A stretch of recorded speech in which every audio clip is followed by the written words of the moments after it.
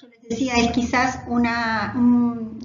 historia del arte 2, es el periodo, implica periodos en donde se va formalizando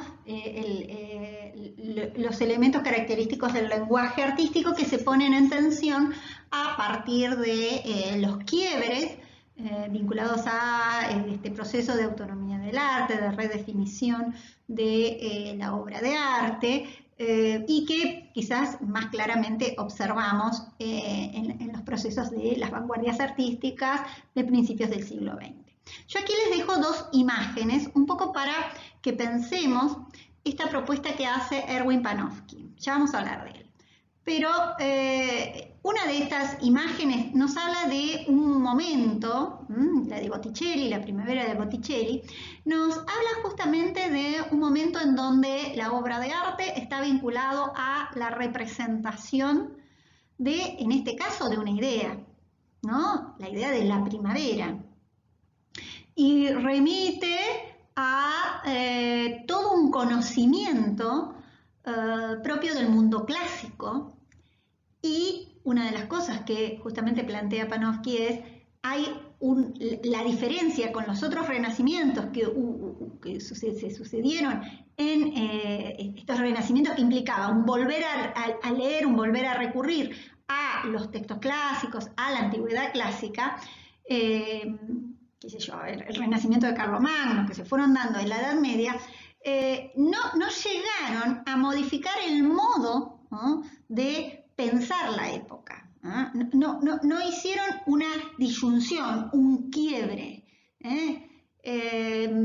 Siguió esta cosmovisión del cristianismo. La diferencia que él observa y que él plantea ya desde el siglo XIV es que justamente este renacimiento, este vínculo humanista con los textos clásicos, estas lecturas de los textos clásicos, estas traducciones de los textos clásicos, lo que van a hacer es ser releídos por un hombre distinto, por una cosmovisión distinta. Entonces, con estas dos imágenes, yo lo que quería remitirme era a dos concepciones distintas de obra de arte, ¿no?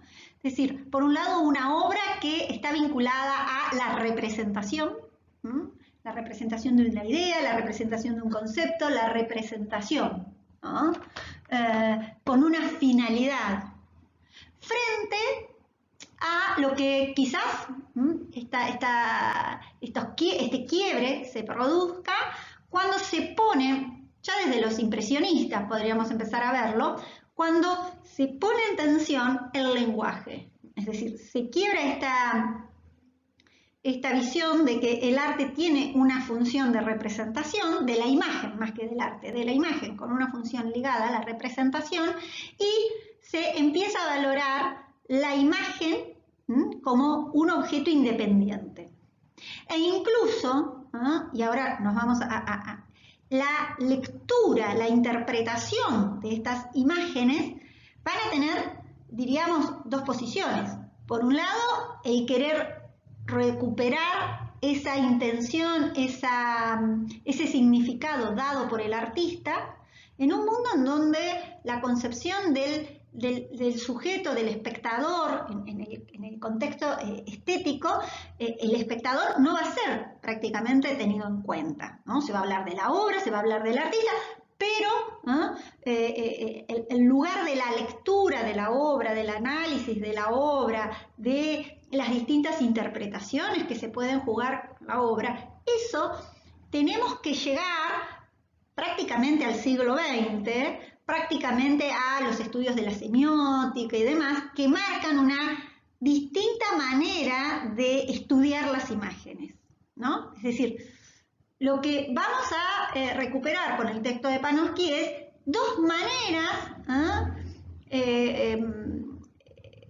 pensar. El texto nos va a presentar una manera que se instala y que nos va a permitir analizar imágenes hasta, podríamos decir, el siglo XIX, ¿no? Imágenes que están vinculadas a la representación. El método que formaliza, que institucionaliza Panofsky, que es el método de la iconografía, hace agua cuando quiero interpretar o analizar. Ya se me complica con las obras impresionistas y de ahí en más se me súper complica. ¿Pero por qué? Porque la concepción de obra es distinta, la concepción de la imagen es distinta. Eso me interesaba que les quede claro.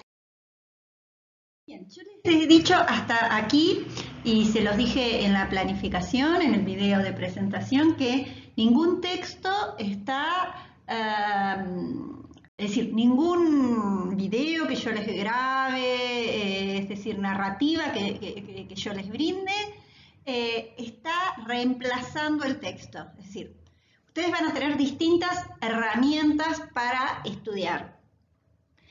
Importante, leer los textos de lectura obligatoria. Esos textos sí o sí se deben leer y no hay nada que reemplace esa lectura. Luego, imágenes. Ustedes van a ir construyéndose su propio banco de imágenes a medida que van leyendo los textos. Siempre tener imágenes, porque cuando los textos aluden a una imagen, verla la imagen. Es la única manera de estudiar historia del arte. La otra herramienta es lo que vamos trabajando en videos, vamos a tener algunos encuentros sincrónicos, en los encuentros sincrónicos, de manera que ustedes puedan interrelacionar y linkear. Los trabajos prácticos todavía yo no les di, pero por ahora estamos haciendo los controles de lectura, por eso es obligatorio la participación en el tablón, ¿no? Es decir, yo a partir de la participación en el tablón de ustedes puedo reorganizar las clases, pero también ir teniendo las respuestas de ustedes. Para que esas respuestas sea tal, yo necesito que ustedes participen en el tablón, por eso es obligatorio. Vamos a poner plazos en esa participación en el tablón, ya les voy a hablar de eso. Bueno, esta imagen, con esta diapositiva yo quería un poco comenzar hablando de la historia del arte. Yo les decía, estudiar historia del arte no es solo estudiar, primero estuvo el clásico, después estuvo el helenismo, después, es decir, no es una sucesión de estilos, sino que ustedes tienen que comprender por qué se hacen esas periodizaciones, por qué se estudia como se estudia y desde dónde se estudia como se estudia, ¿no? Por eso, historia del arte se las está dando una historiadora del arte y no un arquitecto, es decir, alguien que lo ve de manera. Nosotros tenemos una materia que se llama historiografía, que estudia la historia de cómo se escribió la historia del arte. Y van a decir, ¿eso para qué me importa? Bueno, ¿cómo se escribe la historia del arte? Es cómo se hace la historia del arte, qué documentos tenemos, ¿no? Yo les decía, no vayan a Wikipedia. ¿Por qué? Porque Wikipedia rompe y desestructura desde dónde se está escribiendo. Aparte de que cualquiera puede escribir, es decir, yo puedo subir un aporte a Wikipedia y nadie me lo va a evaluar si eso es cierto o no es cierto, ¿no? Bien, entonces, vamos a irnos a los orígenes de la historia del arte, y es un modo de hacer historia del arte que yo digo sigue todavía vigente en algunos fascículos que se venden o en algunas maneras de posicionarse de algunas personas, que es hacer historia del arte con los nombres, ¿no? Pero, es decir, hacer una historia del arte contando biografías de artistas.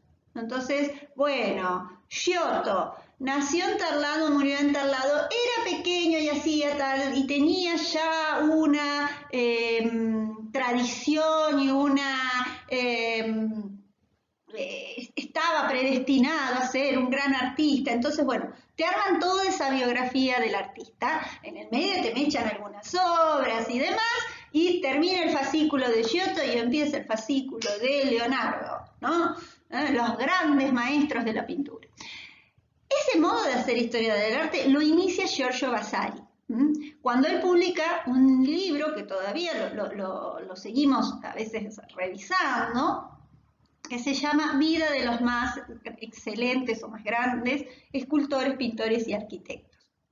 Y su texto marcó dos ejes que me interesa, que, bueno, un modo de hacer historia a partir de la biografía, la consolidación de la figura del artista, eso lo van a ver y lo deben estar viendo o lo deben haber visto, si son de realizador, en la asignatura de teoría del arte, ¿no? Es decir, la concepción de artista que se construye en el Renacimiento. Bueno, eso está vinculado a este modo de hacer historia. Y por el otro lado, define el objeto, que ya en su modo de hacer historia no son las obras de arte, sino los artistas, la vida de los artistas, ¿no?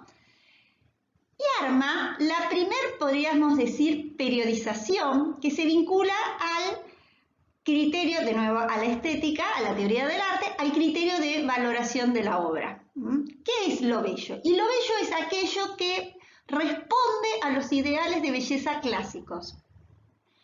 Entonces, todo lo que rompe ello, él lo va a considerar como un periodo oscuro.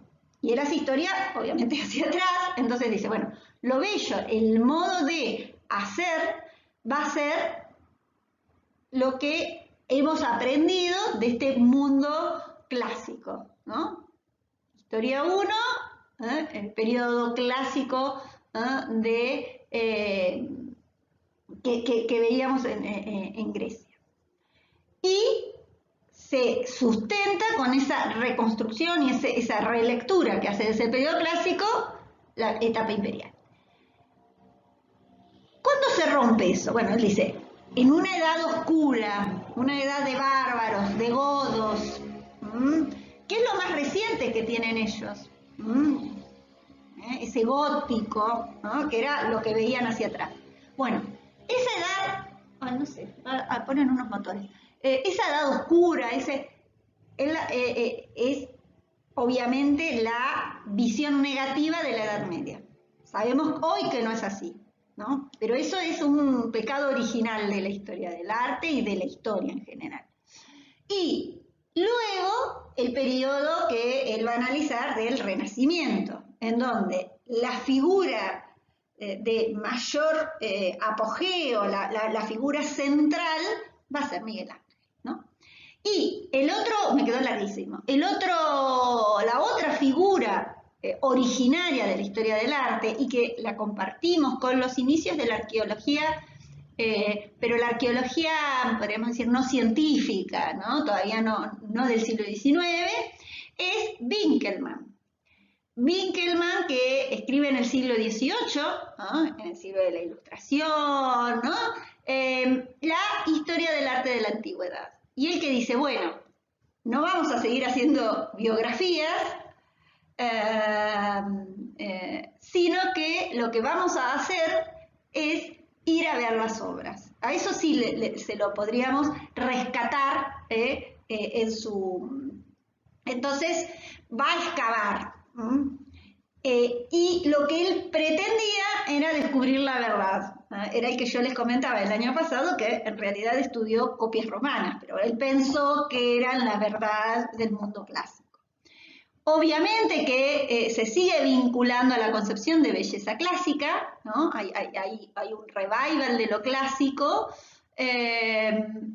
y está vinculado obviamente a la armonía, la unidad, la sencillez, ¿no? Esta idea de que todos tenemos la capacidad de captar lo bello y que eso bello está vinculado a las criaturas racionales. Bien, seguimos en la próxima.